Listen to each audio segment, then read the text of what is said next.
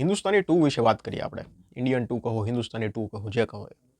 Film તમે જોવાનું planning કરી રહ્યા હોય તો હું તમને રેકમેન્ડ એ કરીશ કે પહેલાં તમે હિન્દુસ્તાની 1 જોઈ લેજો. યુટ્યુબ પર અવેલેબલ છે, એ જોઈ લેજો. પછી આ જોવા જજો તો થોડું વધારે સારું પડશે. તો કેવી છે ફિલ્મ?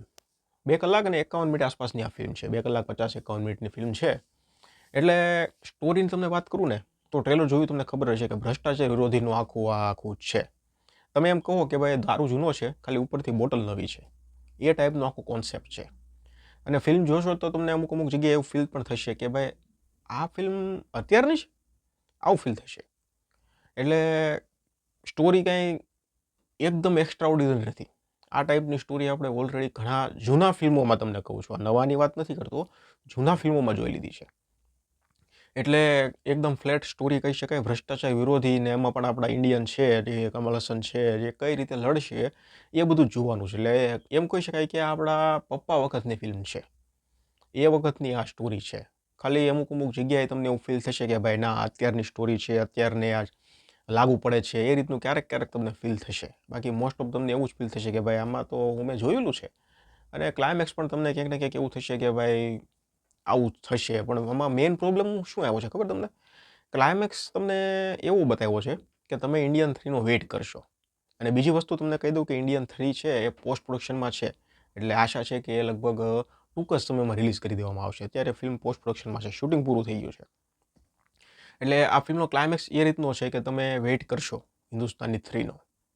અને તમને હિન્દુસ્તાની 3નું ટ્રેલર પણ આના ફિલ્મના અંતમાં બતાવી દીધું છે. એટલે વેઇટ તો કરશો જ.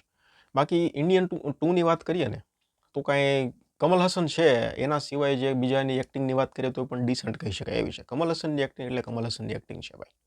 એના ઘણા રૂપ તમને જોવા મળશે. કલ્કીમાં તો તમે જોયું હતું ફરી 15થી 20 મિનિટનો રોલ હતો, પણ એટલો પાવરફુલ હતો. આમાં તો આખી ફિલ્મ છે ભાઈ એની. એટલે કમલ હસનનું કામ જોરદાર છે. અને બીજી વસ્તુ અનિરુદ્ધનું મ્યુઝિક, જે બીજીએમ છે, એ મ્યુઝિક નહીં, બીજીએમ કામ કરે છે જોરદાર. મ્યુઝિક એકદમ બેકાર કહું ને.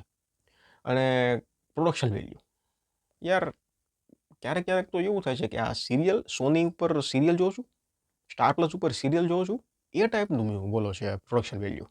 ખબર નહીં હવે આ સસ્તામાં બતાવવાનું કામકાજ હતું કે પછી કંઈ ટેકનિકલ ગ્લિચ રહી ગયો છે વીએફએક્સ સીજીઆઈમાં, કે શું થયું કે ખબર ન પડી. એટલે ઓવરઓલ તમને કહું તો આ ફિલ્મ આમ તો નિરાશ કરશે. કારણ કે પહેલાં જેવી તો નથી જ.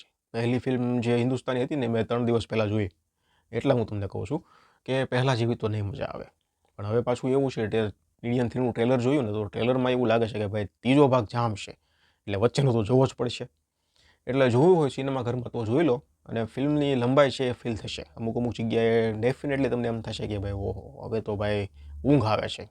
તમારો મોબાઈલ કાઢીને તમે વોટ્સઅપ ને ઇન્સ્ટાગ્રામ ચેક કરી લેશો, તમને કોઈ નવરા એવું લાગશે કે ભાઈ ચાલો નવરો છું, કોઈને કોલ કરી લઉં. એ ટાઈપના સ્ક્રીન પ્લે છે. સ્ક્રીન પ્લે પણ નબળો છે. એટલે ઓટીટીનો વેઇટ કરી લો. હું તો રેકમેન્ડ કરીશ ઓટીટીનો વેઇટ કરી લો તો વધારે સારું. મારા તરફથી ફિલ્મને હું 2 સ્ટાર આપું છું. જોઈ લીધી હોય તો મને જણાવજો કેવી લાગી. ધન્યવાદ.